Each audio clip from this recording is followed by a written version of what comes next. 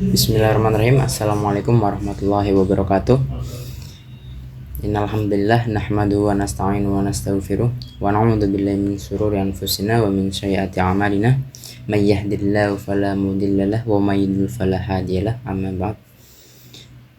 Segala puji dan puji syukur marilah kita panjatkan kehadirat Allah Subhanahu wa taala yang telah melimpahkan kita nikmat serta hidayahnya sehingga kita bisa menikmati anugerahnya hingga kesempatan pada kali ini.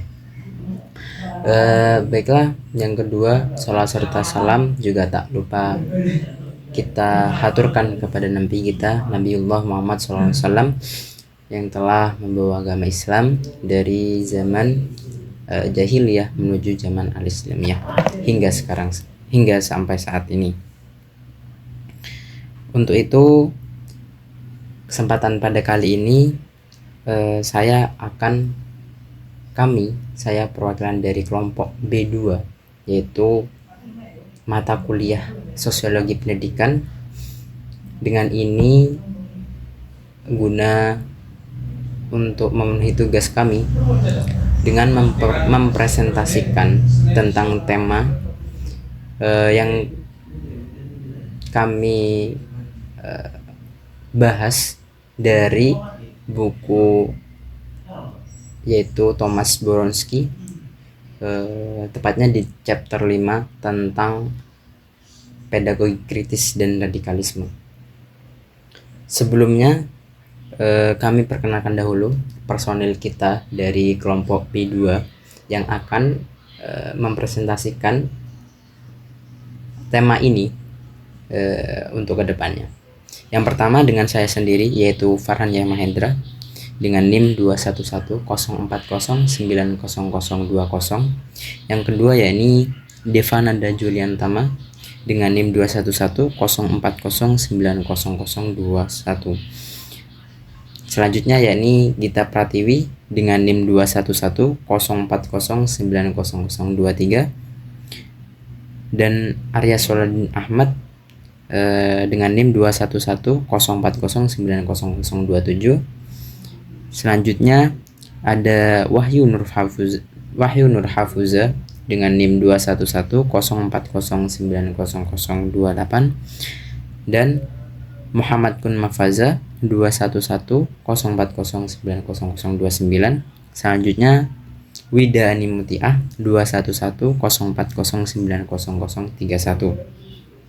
Dan yang selanjutnya Muhammad Abror Juraid Bakhtiar yaitu dengan NIM 21104090034. Yang kesembilan yakni Fitria Maharani dengan NIM 21104090036. Untuk itu dari 9 personil kita untuk memaparkan materi pada kali ini, yaitu tentang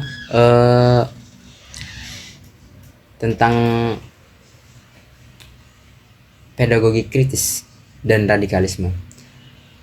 Pedagogi kritis itu bisa dibilang suatu sistem pendidikan yang bertentangan dengan sistem pendidikan yang biasanya sudah terjadi.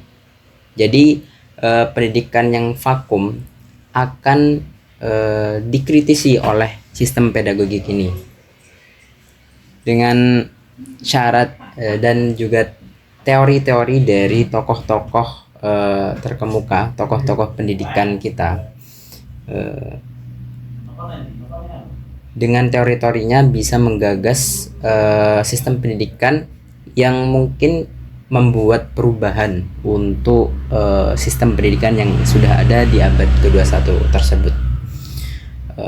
Baiklah, marilah saja langsung saja kita langsung kepada materinya yang nanti akan disampaikan oleh rekan-rekan saya. Kepadanya dipersilahkan.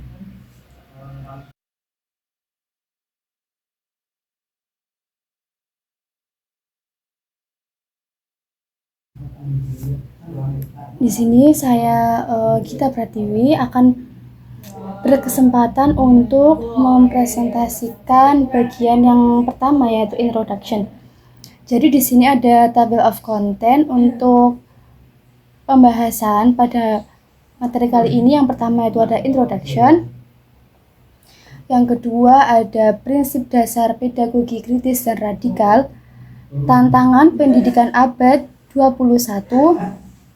Kemudian nantinya ada pendapat para ahli, yaitu yang pertama ada Paulo Freire, Peter McLaren, kemudian ada pedagogi radikal dari Henry Giraud, kemudian ada ekstremisme sebagai ideologi politik, kemudian ada pedagogi hip hop, dan yang terakhir yaitu kesimpulan.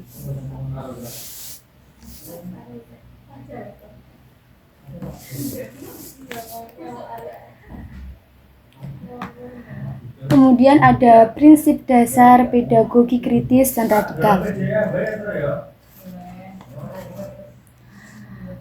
Di era globalisasi pendidikan, kritis perlu lebih ditingkatkan lagi. Hal ini sangat penting mengingat pendidikan merupakan syarat utama untuk membentuk generasi penerus bangsa. Perubahan zaman yang sangat cepat dalam dunia pendidikan sangat dipengaruhi oleh derasnya arus globalisasi sehingga mempengaruhi perubahan pendidikan. Warisan pendidikan kritis harus menjelaskan bahwa pendidikan adalah praktik moral dan politik, bukan hanya sekedar teknik ataupun metode. Kemudian selain itu, di era globalisasi ini, ia memerankan pendidikan kritis itu memainkan peran strategis dalam membiarkan kapitalisme mempengaruhi dimensi kehidupan, termasuk sistem pendidikan, mendoktrinasi pola pikir masyarakat yang mendukung proses eksploitasi manusia dan alam yang dibenarkan, menguntungkan segelintir pemilik modal. Sebenarnya apa itu sih istilah pedagogi? Jadi pedagogi itu adalah pendidikan sebagai paradigma. Umumnya dikenal dengan istilah pedagogi. Pendidikan harus mampu mengajarkan siswa berpikir kritis, di mana sekolah merupakan ruang akademik yang dapat menampung segala informasi dan pertanyaan kritis yang dapat didiskusikan bersama. Dalam hal ini, siswa diposisikan sebagai subjek akhir kelas, subjek aktif di dalam kelas.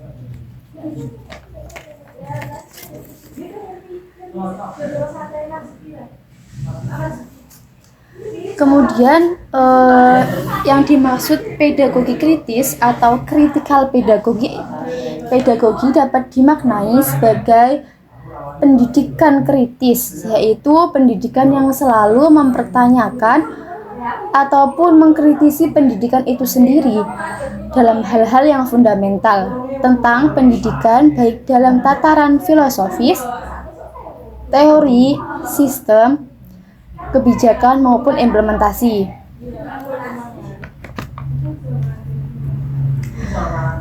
Kemudian di sini ada latar belakang kenapa terjadinya pedagogi kritis dan radikal. Jadi itu adanya stratifikasi sosial yang tidak setara dalam masyarakat. Dalam hal ini itu dikelompokkan menjadi kelas, ras, dan gender sebagai tanggapan. Pedagogi kritis dan radikal memberikan panduan budaya, politik, dan etika bagi mereka dalam pendidikan yang terbuka untuk berubah dan mencari pembebasan sebagai bentuk tujuan otentik di dunia yang sangat berbeda berdasarkan kesetaraan.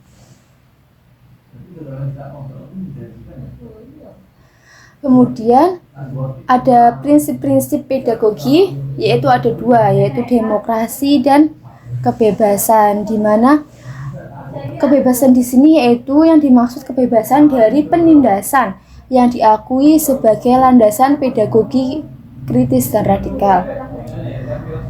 Nah, apa sih tujuan dari pedagogi kritis di sini? Jadi pedagogi kritis di sini bertujuan untuk menciptakan bentuk-bentuk pengetahuan baru dengan mempertanyakan hubungan antara siapa yang menempati pusat dan siapa yang menempati pinggiran kekuasaan, yang mengelompokkan antara kategori, ras, gender, kelas, dan etnis. Jadi di sini juga salah satu tujuannya untuk membangkitkan kesetaraan masyarakat dalam memotivasi orang yang kritis. Untuk mencari keadilan sosial, untuk mencari emansipasi. Oleh karena itu, pedagogi kritis dan radikal terlibat dalam membawa perubahan, terutama dalam perubahan pendidikan. Kemudian tadi udah ada latar belakang, prinsip, tujuan, kemudian di sini ada fungsi. Fungsi dari pedagogi kritis dan radikal yaitu untuk meningkatkan kesadaran masyarakat dan memotivasi para kritikus untuk mencari keadilan dan pembebasan sosial. Jadi nanti dalam materi selanjutnya akan dijelaskan atau akan dibahas beberapa karya para ahli teori, yaitu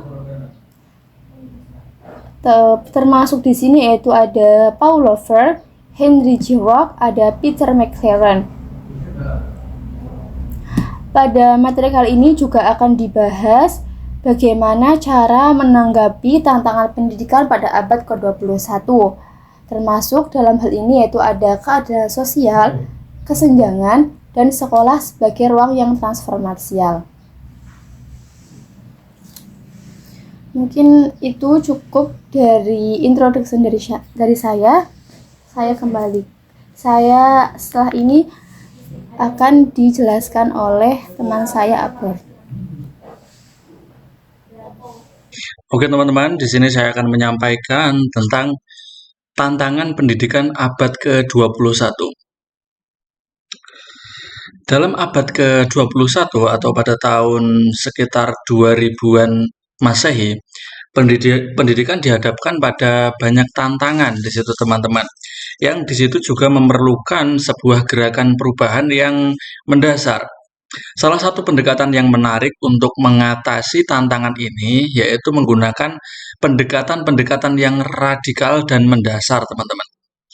Nah, pada kali ini kita akan membahas suatu ide atau gagasan yang dia terinspirasi dari musik gerakan punk rock. Yang pertama adalah pendekatan pedagogi radikal yang terinspirasi dari punk.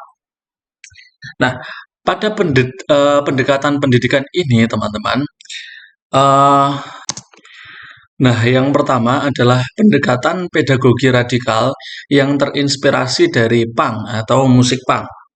Nah, pada pendekatan pendidikan ini, teman-teman, pendekatan pendidikan yang terinspirasi dari semangat gerakan musik punk, ada seseorang yang mempelopori ini atau orang yang mempromosikan terkait pendekatan ini, yaitu yang bernama Tate Coles pada abad ke. Nah, teman-teman, yang pertama adalah pendekatan pedagogi radikal yang terinspirasi dari musik punk.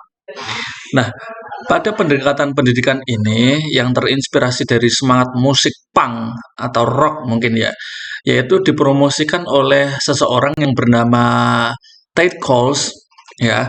Beliau merupakan guru sains dan guru seni dan penulis pada waktu itu. Kemudian Coles sendiri itu mengusulkan bahwa pendidikan ini harus difokuskan kepada kemampuan kreativitas siswa. Ya kan, jadi siswa di sini yaitu sebagai sekelompok yang memegang peran penting dalam proses pembelajaran mereka sendiri, dan mereka memiliki kendali lebih besar atas apa yang mereka pelajari. Nah, kemudian yang kedua yaitu melawan kurikulum yang telah dikepakan atau yang telah dipaketkan. Nah, pendekatan ini juga berlawanan dengan pendekatan sekolah yang mungkin dia masih diatur atau masih mengikuti kurikulum yang telah ditentukan oleh pemerintah pusat atau otoritas daerahnya. Nah, kemudian Coles berpendapat di sini bahwa siswa harus memiliki lebih banyak kendali atas apa yang ingin mereka pelajari, teman-teman.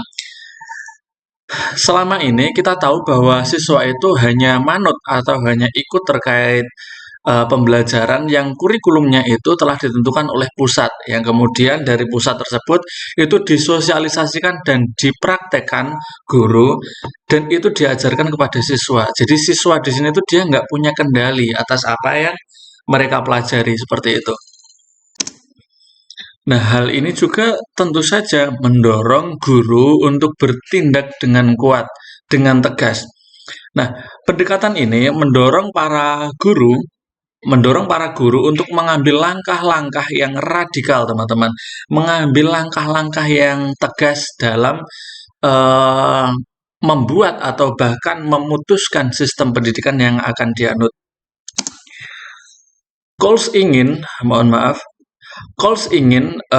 Ted Coles tadi ya, Ted Coles ingin bahwasanya para guru itu lebih aktif dalam mengubah sistem pendidikan daripada hanya mengikuti otoritas pemerintah saja dalam hal kurikulum ini. Nah, sehingga guru harus berani untuk mengambil tindakan yang dapat membawa perubahan pada sistem kurikulum tersebut. Nah, teman-teman, untuk mendukung pernyataan-pernyataan di awal yang telah saya sampaikan, di sini juga dijelaskan pada teks tersebut, yaitu kisah suksesnya sekolah di Yorkshire. Nah, sekolah Yorkshire ini menerapkan pendekatan punk ini, teman-teman, dan mereka meraih kesuksesan. Nah, Akademi Komunitas Thornhill adalah contoh sukses dari pendekatan ini. Nah, jadi mereka itu sangat menerapkan terkait gerakan punk ini. Gerakan punk ini dalam artian kebebasan siswa untuk memilih kurikulumnya.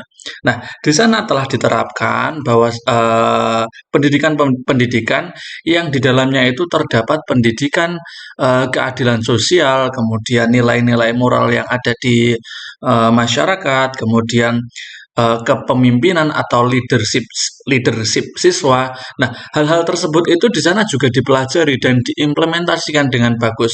Akan tetapi di sana juga tidak meninggalkan ilmu-ilmu akademis, sehingga di sana juga terdapat prestasi akademis juga.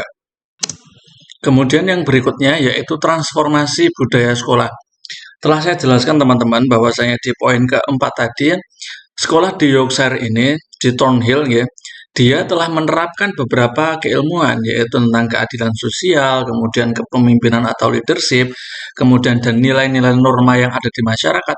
Mereka sudah mempelajari itu, sehingga terdapat transformasi atau perubahan budaya di sekolah, teman-teman.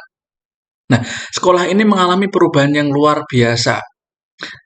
Siswa terlibat dalam hal perubahan ini karena mereka memilih pembelajarannya sendiri. Seperti itu. Kemudian yang berikutnya yaitu pentingnya kurikulum alternatif. Pendekatan ini juga menekankan pentingnya kurikulum alternatif, teman-teman. Nah, kurikulum alternatif itu memberikan lebih banyak kebebasan ya, atau fleksibilitas dan relevansi dalam apa yang diajarkan, sehingga dapat memicu perubahan yang lebih baik, atau itu merupakan inovasi dalam bidang pendidikan. Di sini juga peran guru dalam mendorong transformasi itu. Kemudian yang berikutnya adalah peran guru dalam mendorong transformasi. Nah, teman-teman, peran guru di sini itu dia sebagai katalisator ya dalam proses transformasi ini.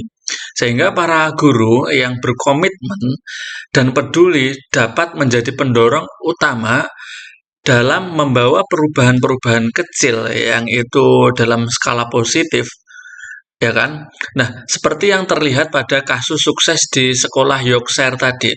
Jadi peran guru di situ itu sangat penting, teman-teman. Kemudian yang terakhir yaitu pedagogi kritis dan radikal untuk pendidikan moral.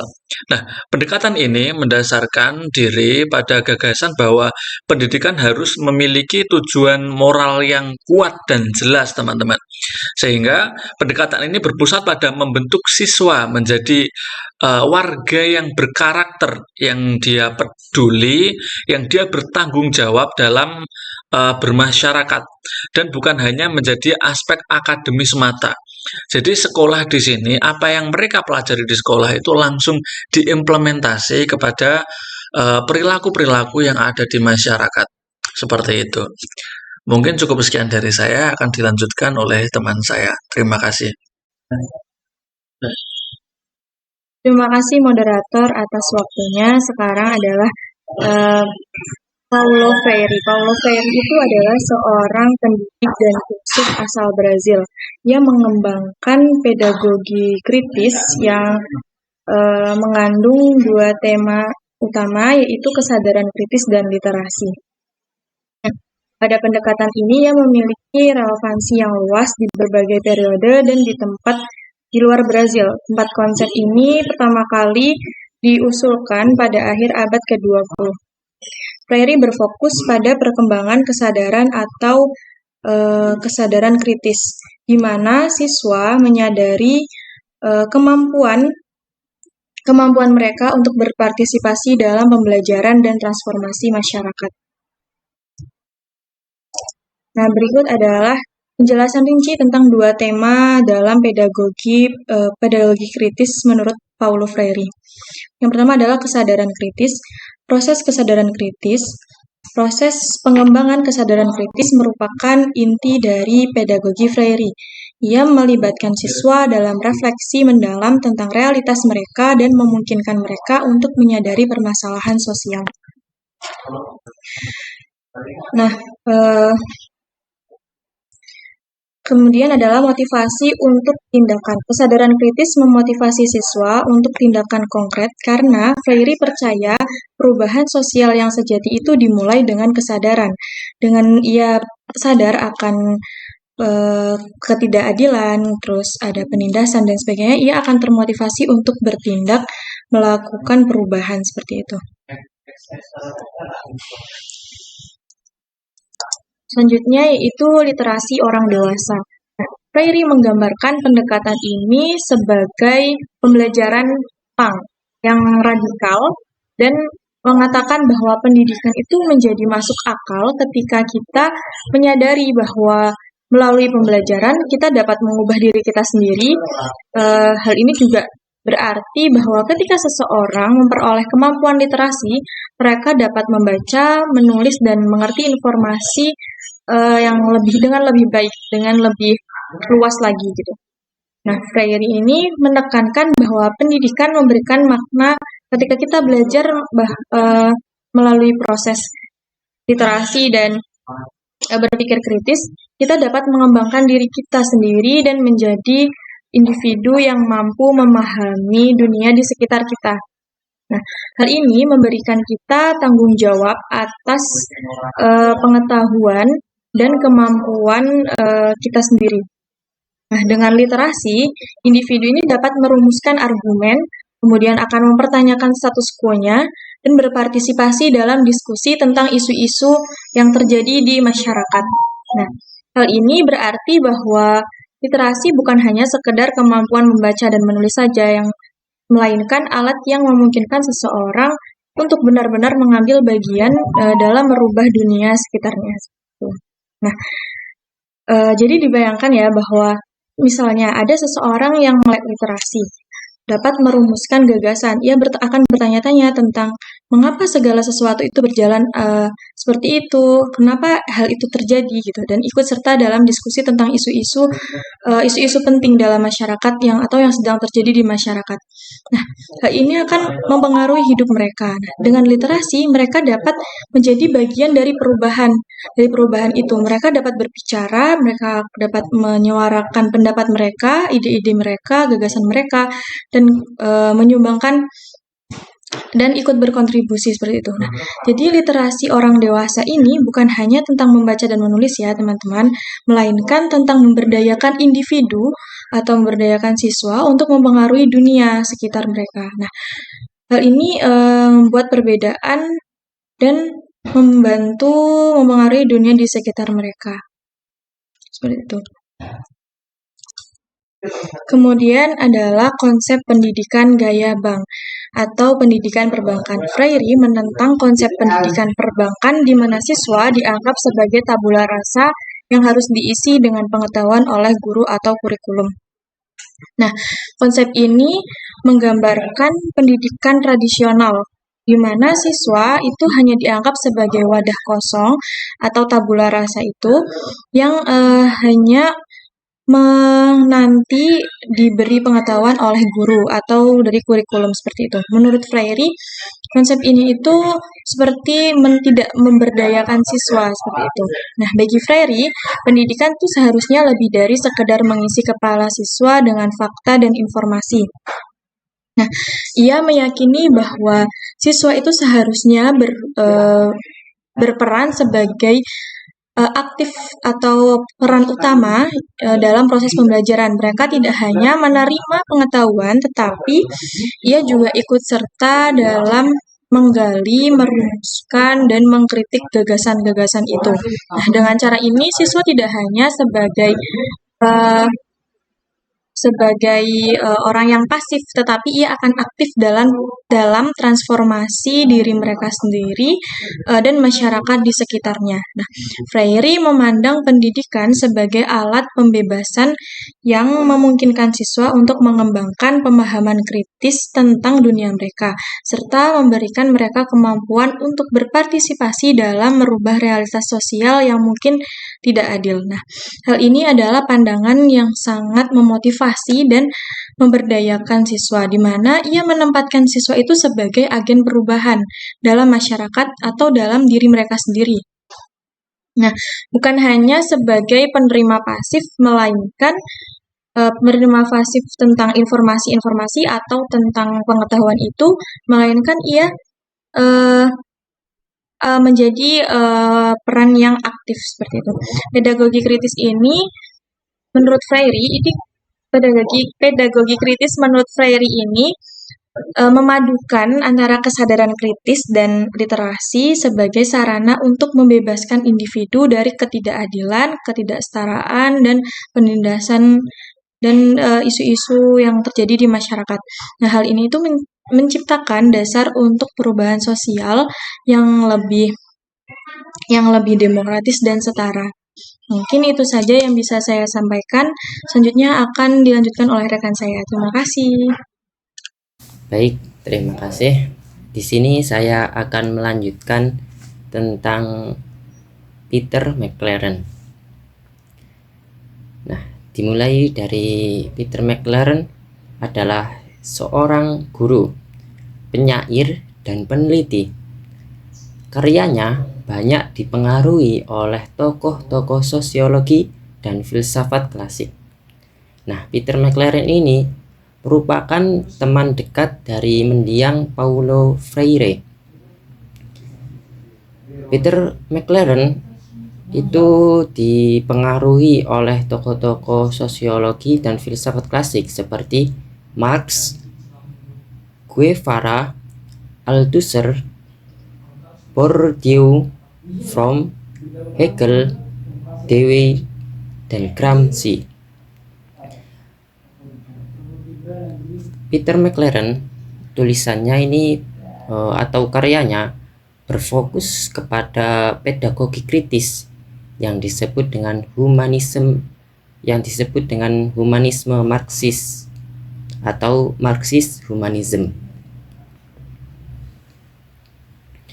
Nah, karya Peter McLaren ini membahas tentang bagaimana sistem pendidikan Barat itu dapat bekerja sama di dalam ideologi imperial untuk menjaga kesenjangan.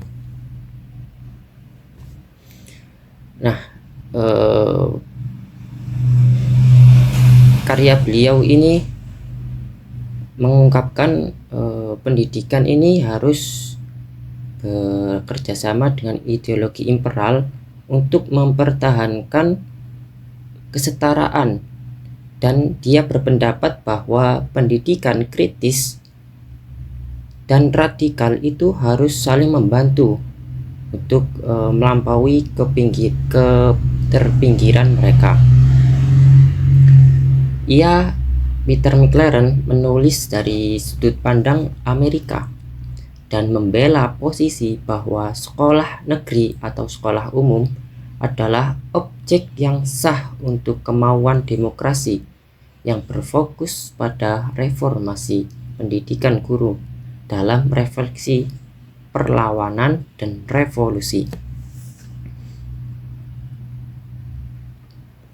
McLaren ini mendukung pandangan bahwa sekolah umum atau sekolah negeri adalah tempat yang demokratis, terutama pada reformasi pendidikan guru.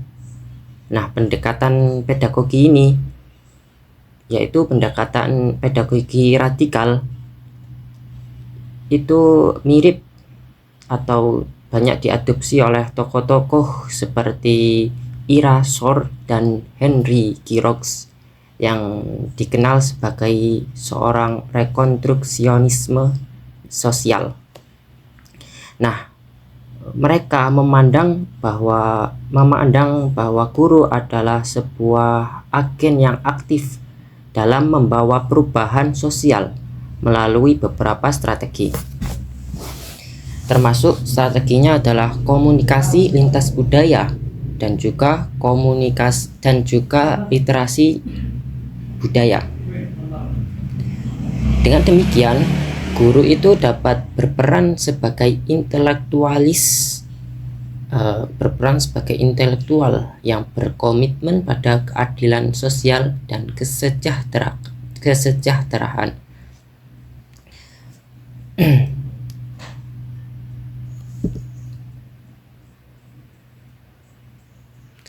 Nah, pedagogi McLaren ini bukanlah sebuah pedagogi yang baru, karena menurut karya McLaren itu didasarkan pada sejumlah publikasi atau literasi dan teori dari para ahli. Nah, di dalam tulisan McLaren, ciri-ciri guru yang mencerminkan pedagogi radikal McLaren adalah guru yang sebagai intelektual transformatif yang tidak mengkonstruksikan siswa apa yang harus dipikirkan, tetapi belajar berpikir yang dialektis, dan siapa yang mengembangkan kesadaran kritis yang ditujukan kepada transformasi sosial. Nah, ini seperti sebelumnya kan McLaren ini teman dekat dengan Paulo Freire. Nah, pandangan tentang Paulo Freire ini terlihat dalam belajar berpikir yang dialektis. Nah, kita tahu bahwa Paulo Freire itu mengajarkan bahwa bukan hanya guru saja yang menerangkan tentang menerangkan pembelajaran, tetapi adanya dialektis antara murid dan guru, antara siswa dan guru. Nah, ini juga dicerminkan atau diadopsi oleh McLaren gitu. Nah, karakteristik guru yang mencerminkan pedagogi baru ini, pedagogi McLaren ini, merupakan komitmen untuk mengembangkan dimensi etis dalam refleksi kritis, penerapan data tentang rasisme, sekisme, dan ketidaksetaraan kelas sosial yang terkait dengan kebutuhan pendidikan khusus. Pemahaman tentang praktek pendidikan global di luar norma pendidikan kulit putih, kelas menengah, dan heteroseksual yang mempertahankan gagasan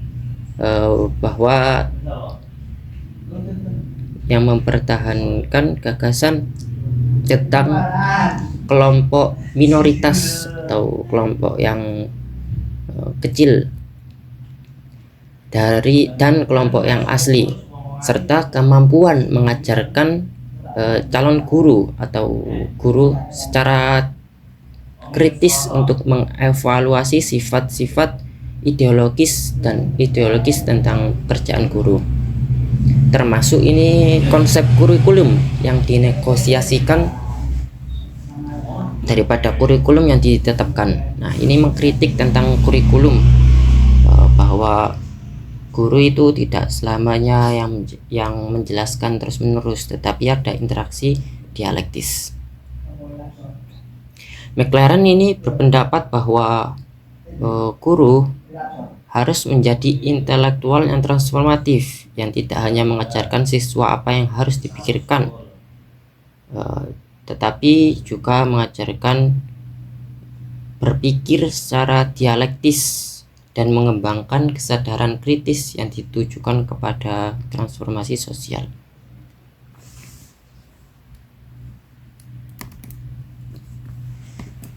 Nah, secara keseluruhan, pedagogi radikal McLaren ini menekankan bahwa perlunya mengubah pendidikan guru sebagai bagian dari upaya yang lebih besar untuk mengatasi ketidakadilan sosial dalam masyarakat. Nah, ini merupakan kritik dari McLaren bahwa guru ini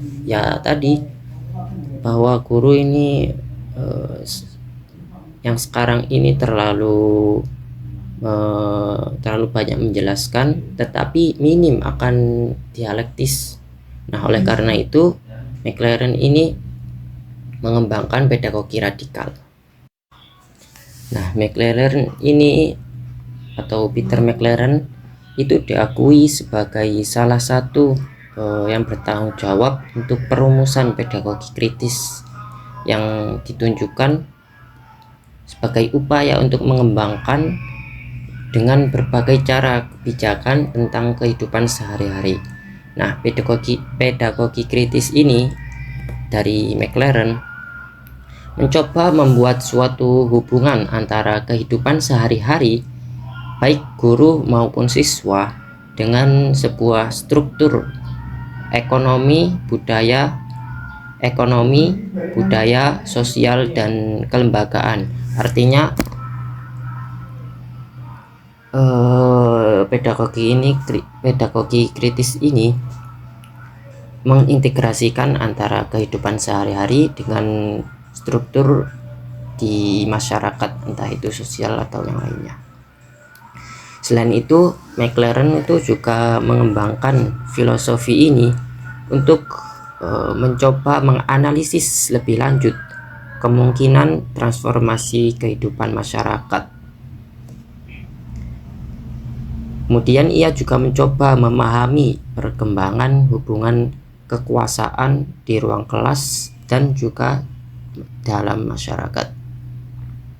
Baik, selanjutnya mengenai materi tentang teori Henry Giroux. Sebelum memasuki materi, mari berkenalan dengan Henry Giroux. Pengenalan Henry Giroux. Henry Giroux adalah seorang ahli teori, pendiri pedagogi kritis di Amerika Serikat. Dia adalah teman dekat Paulo Freire, tokoh terkenal dalam pendidikan kritis saat ini. Hingga saat ini, Giroux masih memikat audiens baru melalui platform media sosial seperti Facebook untuk mencapai tujuannya, yaitu masyarakat yang lebih adil secara sosial dan ekonomi. Selanjutnya, yaitu pengaruh dan latar belakang teoritis dari Henry Giroux. Henry Giroux telah dipengaruhi oleh mazhab Frankfurt, Borges, Willis, Gramsci, dan Apple dan Marcuse yang berpendapat bahwa struktur sekolah merupakan penghalang bagi siswa untuk mengembangkan tujuan mereka sendiri dan pada dasarnya berfungsi untuk menghilangkan keterampilan siswa. Dan sebagai hasilnya, dia telah memberikan kontribusi penting pada banyak disiplin ilmu seperti teori kritis, studi pemula, studi budaya, pendidikan tinggi, dan pedagogi publik. Giroux adalah ahli teori postmodern tangguh yang karyanya didasarkan pada wawasannya yang jujur dan transparan mengenai pendidikannya di kelas pekerja bawah, termasuk pengalaman kekurangan pangan, pengucilan di sekolah, dan perasaan sebagai orang asing di perguruan tinggi, yang semuanya mengarah pada perumusan teori. Selanjutnya yaitu kisah transformasi pribadi dari Henry Girox. Pengalaman pribadi dari Henry Girox mencakup pengalaman kekurangan pangan, pengucilan di sekolah, dan perasaan sebagai orang asing di perguruan tinggi. Pengalaman-pengalaman ini membentuk kesadaran kritisnya dan mendorong untuk memperjuangkan keadilan sosial melalui pendidikan. Kisah transformasi pribadinya merupakan aspek penting dalam tulisannya karena ia mampu menangkap ketidakadilan yang akut akibat ketidaktampakan seperti serta stigma, tanda sosial, dan kesenjangan struktural dari akademisi kulit putih. Selanjutnya yaitu pedagogi radikal Girox. Pedagogi menurut Girox bukan hanya tentang konstruksi sosial atas pengetahuan, nilai, dan pengalaman, tetapi juga merupakan praktik performatif yang melibatkan interaksi antara pendidik, audiens, teks, dan kelembagaan. Girox menekankan pentingnya pendidikan seumur hidup dan konsep pendidikan lingkungan yang holistik. Selanjutnya yaitu pendidikan permanen, yaitu teori pendidikan permanen dan pendidikan lingkungan menurut Henry Girox. Konsep pendidikan permanen menurut Henry Girox melibatkan pendidikan seumur hidup dan pengembangan kurikulum yang mencerminkan beragam sejarah, pengalaman, literasi, dan nilai-nilai dalam komunitas sekolah. Pendidikan lingkungan yang holistik berfokus pada reproduksi budaya dan produksi pengetahuan dalam konteks tertentu, seperti lingkungan dan transformasi sosial.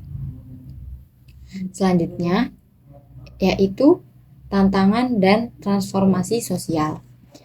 Girox menyuarakan perlunya perubahan sosial melalui pendidikan yang melibatkan partisipasi aktif dan komunitas.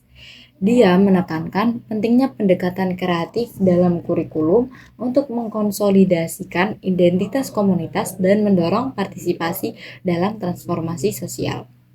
Cukup sekian dari saya. Materi selanjutnya akan dijelaskan oleh teman saya. Terima kasih. Baik, materi selanjutnya yaitu tentang ekstremisme sebagai ideologi politik. Di sini saya akan menjelaskan beberapa poin mengenai ekstremisme sebagai ideologi politik yang saya bagi menjadi beberapa poin penting yang ada dalam materi ini.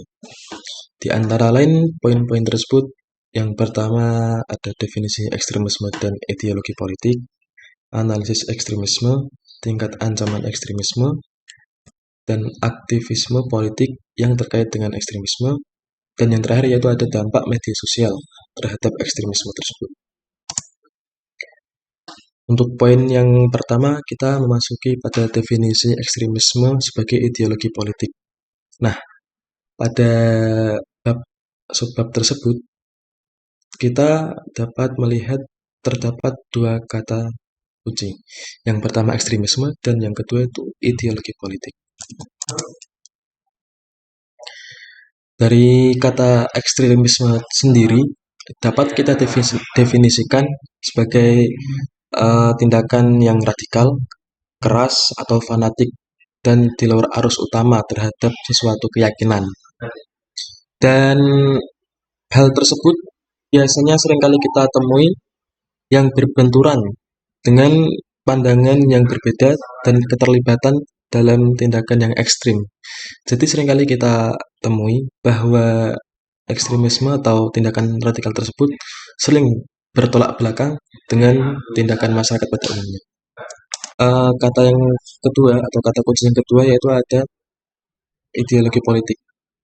Ideologi politik sendiri dapat kita artikan sebagai ide atau prinsip, keyakinan, ataupun pandangan yang membentuk landasan tentang bagaimana pemerintah dan masyarakat seharusnya berfungsi, ataupun bagaimana kebijakan publik seharusnya dibentuk. Dari definisi ekstremisme dan ideologi politik tadi, dapat kita simpulkan bahwa ekstremisme sebagai ideologi politik itu mengacu mengacu pada pandangan atau keyakinan publik yang berada di ruang atau jangkauan politik, yang seringkali dianggap radikal, keras, dan di luar arus utama. Hal tersebut mungkin dapat menjadikan perubahan yang drastis terhadap politik atau ideologi politik tersebut, karena adanya tindakan yang kekerasan atau radikal yang di luar dari arus utama yang seharusnya pada umumnya itu terjadi. Poin yang kedua yaitu ada analisis ekstremisme. Analisis ekstremisme melibatkan pemahaman mendalam tentang sifat, penyebab, dan dampak ekstremisme dalam konteks politik, sosial, dan agama. Dari analisis ekstremisme tersebut, kita bagi lagi menjadi beberapa poin. Yang pertama ada sebab, dan yang kedua ada dampak dari ekstremisme tersebut. Pertama, sebab-sebab terjadinya ekstremisme tersebut bisa terjadi karena ketidakpuasan sosial, ketidaksetaraan ekonomi, isu-isu identitas, ketidakpuasan terhadap pemerintah atau politik yang sedang berjalan saat ini. Sebab-sebab terjadinya ekstremisme tersebut dapat bervariasi sesuai dengan masalah yang sedang dihadapi oleh publik. Dan yang kedua, dampak ekstremisme. Dampak ekstremisme memiliki dampak sosial dan keamanan yang signifikan, termasuk ancaman terhadap stabilitas masyarakat dan serangan terorisme. Analisis yang harus dilakukan harus mencakup tentang pemahaman-pemahaman dalam dampak-dampak yang terjadi karena ekstremisme tersebut, guna untuk mengurangi risiko yang terjadi karena terjadinya ekstremisme tersebut. Poin selanjutnya yaitu mengenai tingkat ancaman yang terjadi karena ekstremisme. Tingkat ancaman di sini kita bagi menjadi 4 poin. Yang pertama ada ancaman yang kita bisa bilang ringan atau rendah. Yang kedua sedang atau moderat. Yang ketiga itu tinggi. Dan yang tingkat paling bawah itu kritis. Apa sih dari maksud dari poin-poin tersebut? Nah, yang pertama kita akan membahas dari tingkat ancaman yang rendah terlebih dahulu. Tingkat ancaman rendah mungkin mencakup individu atau kelompok kecil yang memiliki pandangan ekstrim, tetapi mereka itu tidak memiliki sumber daya atau kemampuan untuk menjalankan tindakan ekstrim. Jadi, tindakan tersebut masih dapat diatasi atau tangani dengan tindakan pencegahan. Untuk tingkat ancaman yang kedua yaitu moderat atau kelasnya bisa kita bilang itu ringan. Ancaman ekstremisme yang moderat ini dapat mencakup kelompok yang lebih besar atau individu yang memiliki potensi untuk merencanakan atau melaksanakan tindakan ekstremisme, tetapi mereka itu memungkinkan belum menunjukkan aktivitas yang mengkhawatirkan atau berisiko bagi publik. Dan responnya biasanya melibatkan pemantauan dan peningkatan keamanan.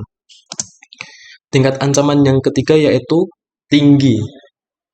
Dalam ancaman ekstremisme tinggi, mengindikasikan adanya kelompok-kelompok yang besar atau individu yang secara aktif terlibat dalam aktivitas ekstremisme dan memiliki kemampuan untuk melaksanakan tindakan yang merugikan. Ancaman pada tingkat ini sering memerlukan upaya penegakan hukum yang insentif.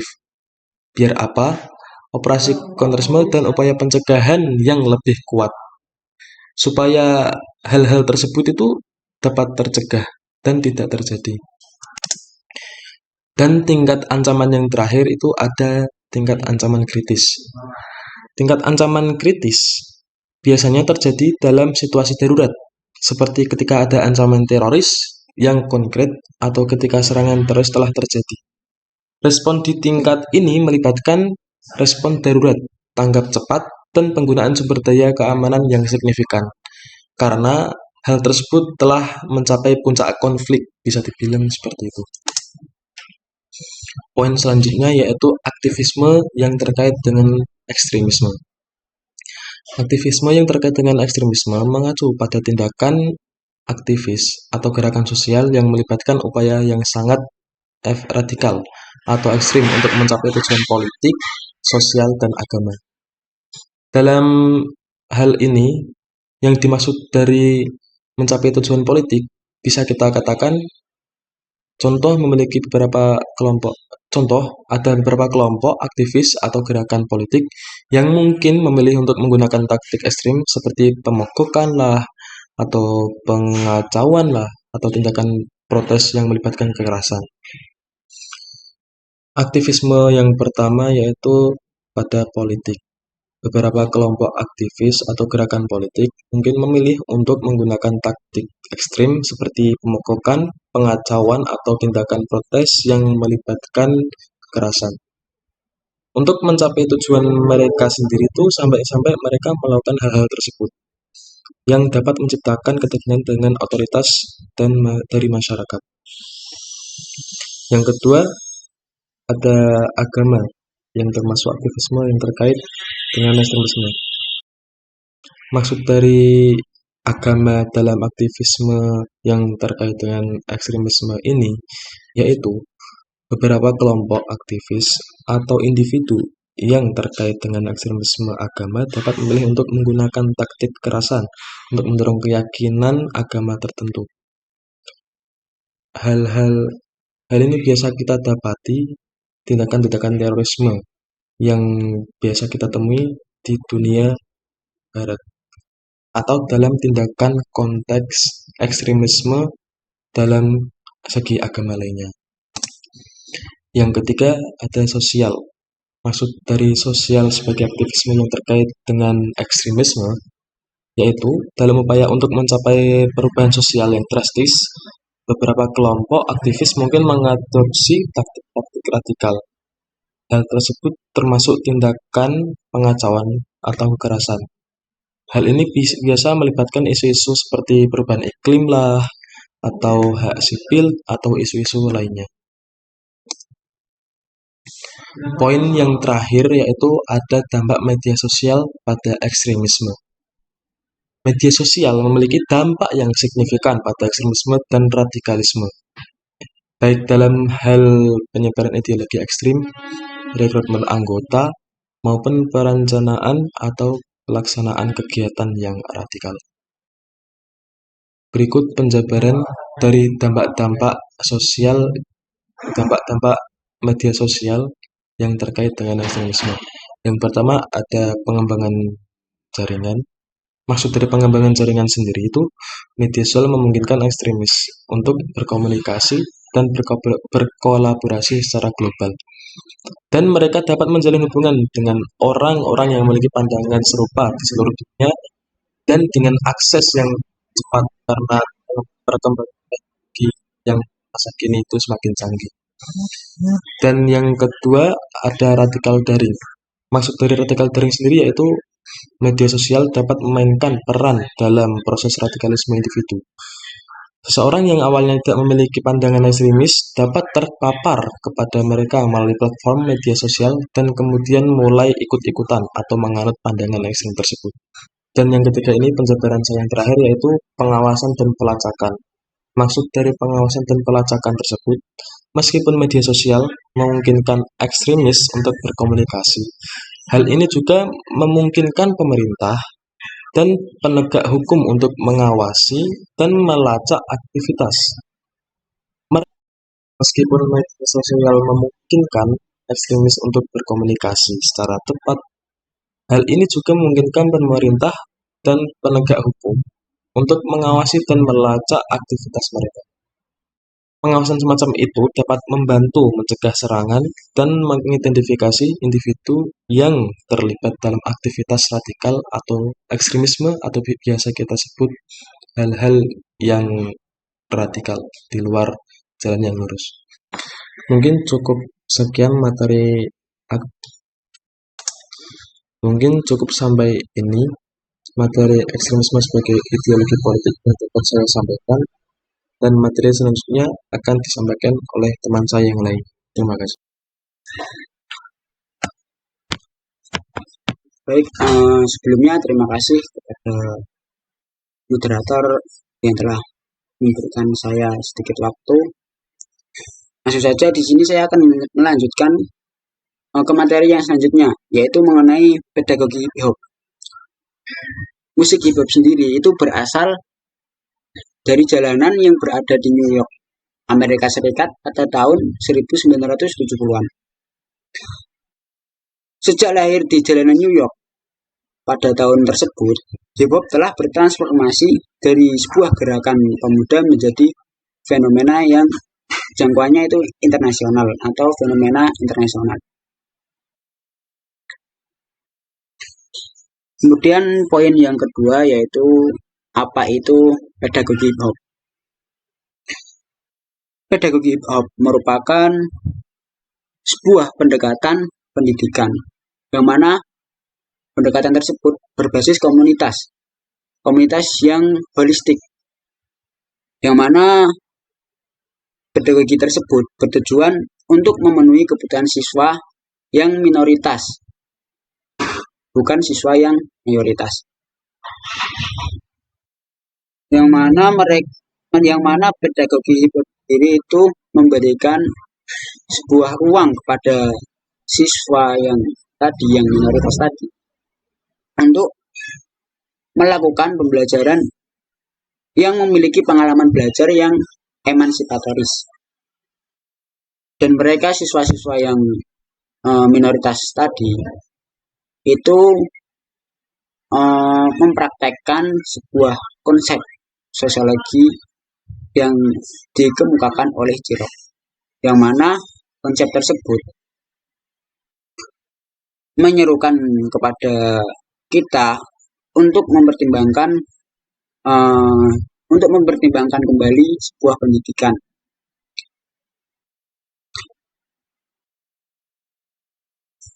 Yang mana untuk terlibat di dalamnya atau memahami pendidikan itu adalah sebuah cara hidup di mana pembelajaran adalah aktivitas yang kolektif. Untuk yang poin selanjutnya yaitu mengenai apa kaitan atau hubungan pedagogi hip hop sendiri dengan eksklusi sosial.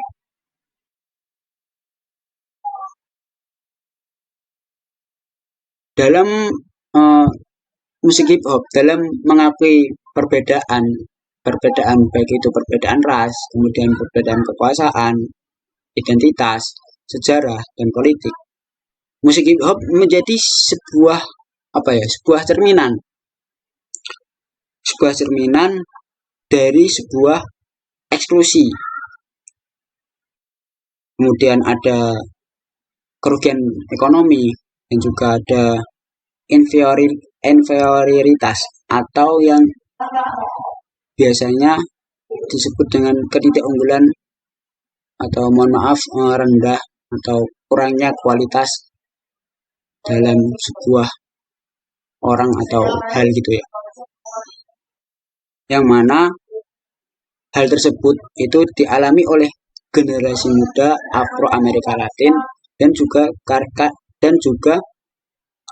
Karibia di Brasil. Dan juga Karibia di Amerika dan Brasil maksudnya.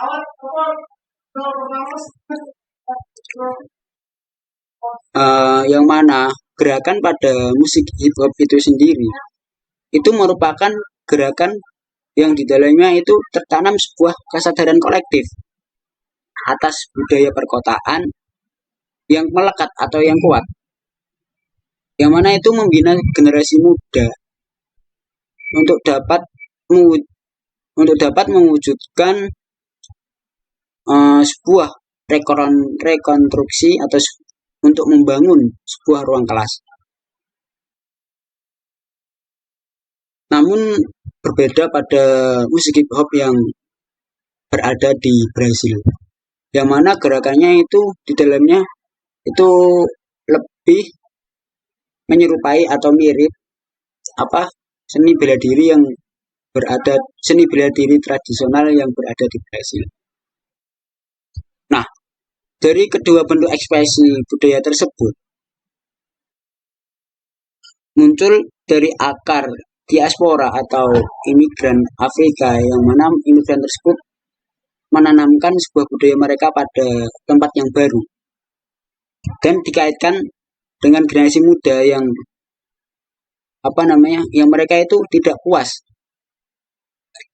dan yang mana generasi muda yang tidak puas tersebut mayoritas di dalamnya itu adalah anak laki-laki, yang mana mereka itu seringkali menganggur dan berpendidikan yang terbatas, yang mana mereka mulai menempati ruang publik dan membentuk sebuah kelompok atau organisasi, kemudian kohesi dan juga membentuk kesadaran yang kuat. Para akademisi telah mencatat bahwa itu merupakan sebuah potensi untuk menyalurkan kesadaran yang berawal dari hip hop, dari suatu budaya ke sebuah pedagogi pendidikan yang baru, yaitu pedagogi hip hop itu sendiri. Baik, cukup sekian yang bisa saya sampaikan. Untuk selanjutnya akan dilanjutkan oleh teman saya.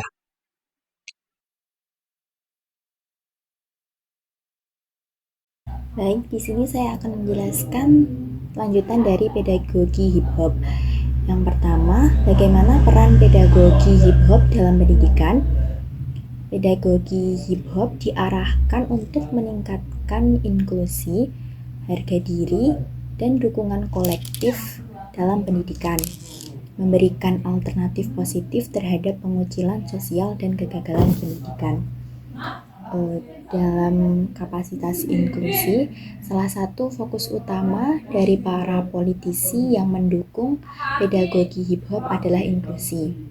Mereka percaya bahwa melalui pendekatan ini, pendidikan dapat menjadi lebih inklusif dengan menerima siswa dari beragam latar belakang sosial, budaya, dan ekonomi. Pedagogi hip hop juga dianggap dapat meningkatkan harga diri siswa.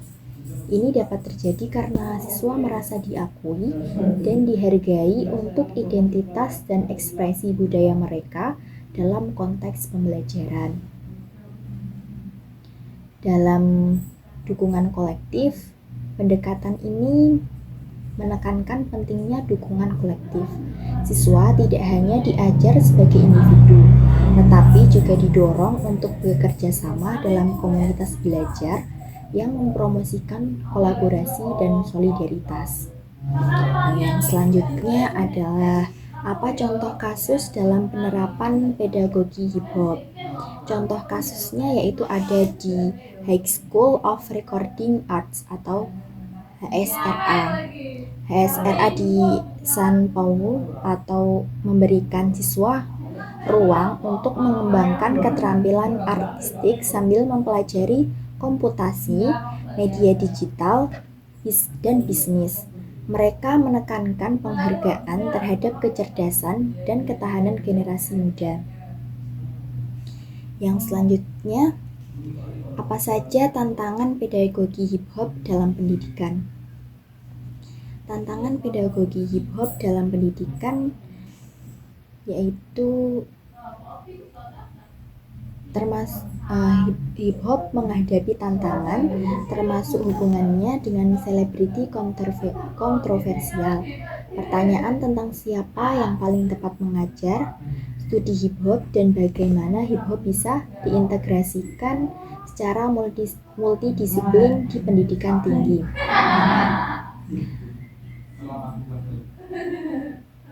Ada penekanan pada hubungan pendekatan pedagogi hip hop dengan selebriti kontroversial. Hal ini bisa mencakup pertanyaan tentang bagaimana memperlakukan kontroversi dan reputasi selebriti dalam konteks pendidikan. Siapa yang paling tepat mengajar studi hip hop? Ini bisa melibatkan pertimbangan tentang apakah pendidik harus berasal dari komunitas hip hop atau memiliki latar belakang pendidikan formal yang kuat. Selain itu, pendekatan ini membuka pertanyaan tentang bagaimana hip-hop dapat diintegrasikan secara multidisiplin dalam pendidikan tinggi, yang berarti mencari cara untuk menggabungkan unsur-unsur hip-hop dalam berbagai mata pelajaran dan program akademik. Secara keseluruhan, mengeksplorasi berbagai aspek kompleks yang terkait dengan pendekatan pendidikan berbasis hip-hop. Ini mencerminkan upaya untuk memahami tantangan, pertanyaan, dan peluang yang muncul ketika mencoba mengintegrasikan budaya hip-hop ke dalam dunia pendidikan. Sekian yang dapat saya sampaikan. Terima kasih. Baiklah teman-teman, mungkin kita sudah sampai di penghujung dari penyampaian materi video kali ini dari kelompok B2. Langsung saja kita pada kesimpulan. Jadi kita akan membahas tema-tema pokok yang kita bahas tadi dari awal dari buku Thomas Boronsky di chapter 5 tentang pedagogi kritis. Dan kami di sini menarik beberapa kesimpulan yang menjadi tema pokok di sini, yaitu tentang pedagogi radikal. Pedagogi radikal dan kritis di sini yaitu dilatar belakangi oleh stratifikasi, yaitu dilatar belakangi oleh tingkatan yang masih menjadi ketidaksamarataan, yang masih adanya ketidakadilan dalam masyarakat, dan juga sebagai media menjadi tempat masyarakat, menjadi tempat terbuka masyarakat dalam menyampaikan aspirasi dan menjadi pergerakan perubahan yang bertujuan kepada kebebasan. Jadi tidak ada lagi di sini masyarakat terdidik yang tertindas, tidak ada lagi di sini masyarakat yang terkekang dengan sistem. Jadi pedagogi kritis di sini dilatar belakangi oleh itu tadi, dan mempunyai prinsip demokrasi dan kebebasan yang bertujuan membangkitkan kritis masyarakat, membangkitkan kesadaran diri masyarakat akan kebebasannya, agar tidak tertindas, agar tidak terpaku oleh sistem yang ada, yang marak, yang bertentangan pada sistem pendidikan abad ke-21 ini. Untuk selanjutnya pembahasannya yakni tentang teori-teori ahli dari pedagogi kritis dan radikalisme. Di sini ada beberapa tokoh yang membahas tentang pedagogi kritis tersebut, yang mereka menentang tentang pendidikan yang tersistem, yang tidak sesuai dengan masyarakat, yang tidak sesuai dengan masyarakat. Di sini ada 3 tokoh, Paulo Freire, Peter McLaren, dan Henry Giroux. Yaitu Paulo Freire, kita bahas Paulo Freire terlebih dahulu. Paulo Freire yaitu tokoh pendidikan sekaligus kritikus pedagogik, yang mana dia lahir di Brazil dan sudah mengalami banyak pengalaman masa kecilnya tentang ketidakadilan dan penindasan. Di sini beliau mempunyai 2 tema sentral akan kesadaran akan pedagogi kritis ini, yaitu kesadaran kritis dan literasi. Kesadaran kritis di sini bagaimana bisa meningkatkan kesadaran masyarakat agar masyarakat lebih kritis lagi, agar masyarakat tidak diam diri saja dalam membela kebebasannya, dalam membela hak-haknya untuk kemajuan pendidikan yang ada. Jadi di sini dituntut masyarakat agar bisa kritis, lebih kritis lagi. Dan tak lupa juga dengan literasi yang ada. Jadi bisa balance, bisa seimbang, tidak hanya kritis saja, akan tetapi mereka juga harus dibekali dengan literasi dan wawasan dan juga pengetahuan, sehingga terjadi dialek antara guru dan murid di sana. Jadi tidak hanya berdiam saja, pendidikan yang ada harus ada kebebasan murid untuk juga bisa berbicara. Murid dan guru harus ada dialog. Yang kedua, menurut beliau, ini pendidikan merupakan praktek pembebasan. Jadi Paulo Freire juga meningkatkan kesadaran masyarakat akan pembebasan terhadap peserta didik yang ada, terhadap masyarakat, agar tidak ditindas lagi dengan sistem yang ada. Pembebasan di sini sebagai gerakan transformasional juga, jadi perubahan sosial yang dicetus oleh beliau agar masyarakat bebas dari tekanan-tekanan yang ada. Lalu yang ketiga, menentang konsep pendidikan perbankan. Paulo Freire di sini menentang konsep pendidikan perbankan. Pendidikan perbankan yaitu apa? Pendidikan perbankan yaitu pendidikan yang mana murid diibaratkan hanya sebagai buku rekening saja yang akan nanti diisi oleh guru sebagai nasabah atau yang akan menabung di buku rekening tersebut. Jadi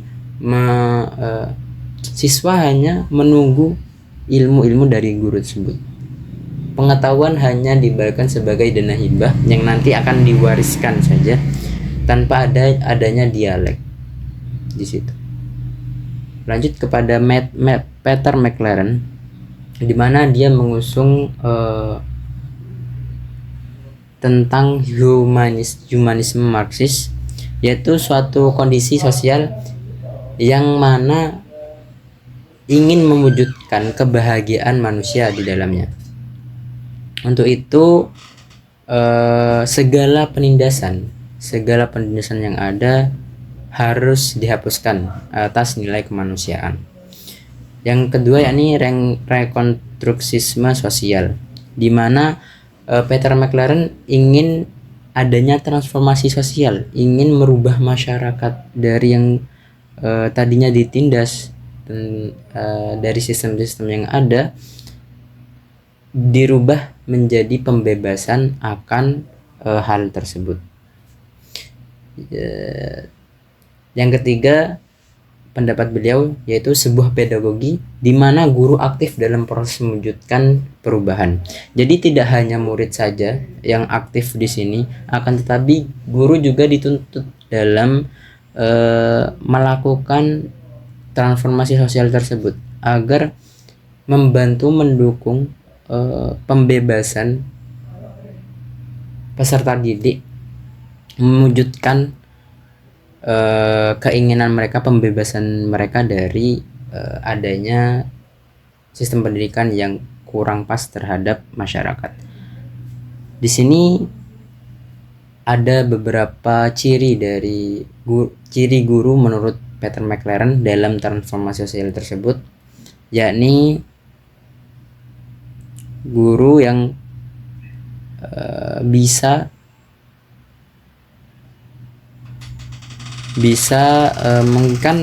memungkinkan pengembangan siswa.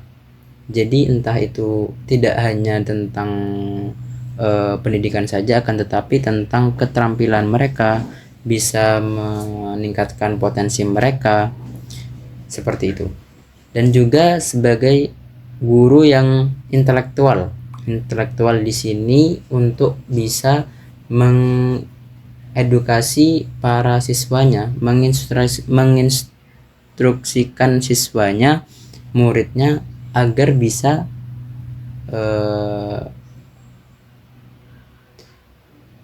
berbicara juga, bisa dialektis dalam pendidikan. sistem pendidikan yang ada. Jadi tidak hanya diam saja, guru juga harus bisa membuat muridnya mengajak muridnya juga ikut berbicara, berkomunikasi dalam sistem pendidikan ini.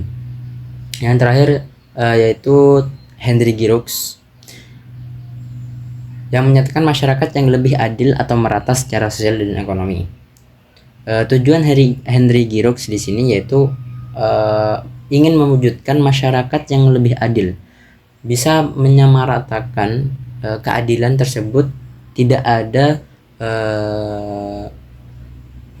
strata-strata yang bisa mengganggu sistem pendidikan tersebut, entah itu dari faktor kekuasaan, penguasaan, kekayaan, dan lain-lain. Selanjutnya, pedagogi terbaik ialah pembelajaran yang ada di setiap pembelajaran yang ada di setiap praktik kehidupan lingkungan sosial. Di sini Henry Giroux berpendapat bahwa pendidikan tidak hanya di sekolah saja, akan tetapi pendidikan juga perbuatan dan juga bisa diterapkan di masyarakat luas, bisa diterapkan di semua tempat, bisa diterapkan di semua lingkungan sosial yang ada. Itu menurut Henry Giroux. Jadi bukan sekedar tentang perubahan masyarakat, akan tetapi juga menyerahkan bahwa pembelajaran terjadi di berbagai praktik dan lingkungan sosial. Yang terakhir, menurut beliau, fokus pada tempat pembelajaran. Sekolah jelas menjadi tempat pembelajaran siswa dan atau peserta didik. Maka menjadi fokus bagi Henry Giroux di sini untuk lebih meningkatkan lagi, untuk lebih bisa membuat tempat pembelajaran tersebut bisa memuat tentang keterampilan potensi seorang peserta didik. Mungkin itu dari teori-teori para ahli pedagogi kritis dan radikalisme. Untuk yang terakhir yakni ekstremisme dan pedagogi hip hop. Pentingnya pedagogi hip hop sebagai pendekatan pendidikan yang melibatkan siswa minoritas. Di sini pedagogi hip hop yaitu untuk bisa mengkolaborasikan antara budaya dan pendidikan. Jadi untuk masyarakat-masyarakat yang hobi, yang mungkin mempunyai keterampilan di situ, bisa menuangkan keterampilannya sebagai apresiasi juga atas budaya mereka. Jadi kolaborasi antara budaya dan juga pendidikan. Pedagogi hip hop adalah pendekatan berbasis komunitas yang bertujuan memberikan pendidikan relevan secara budaya. Jadi adanya budaya dan pendidikan sebagai kolaborasi untuk meningkatkan keterampilan yang ada pada pada siswa tersebut. Akan tetapi di sini masih banyak terdapat problem, masih ada tantangan-tantangan yang dipertanyakan dan harus dijawab agar bisa mengintegrasikan budaya dalam pendidikan tinggi secara optimal. Baiklah, mungkin itu saja dari presentasi kelompok kita, yaitu kelompok B2 akan tema tentang pedagogi kritis dan radikalisme dari buku Thomas Boroński chapter 5. Untuk salah dan kurangnya kami mohon maaf apabila dalam penyampaian materi kami masih banyak terdapat ketidaksesuaian mungkin atau juga kesalahan. Kami mohon maaf sebesar-besarnya dan juga terima kasih atas kesempatannya. Wabillahi taufiq wal hidayah. Wassalamualaikum warahmatullahi wabarakatuh.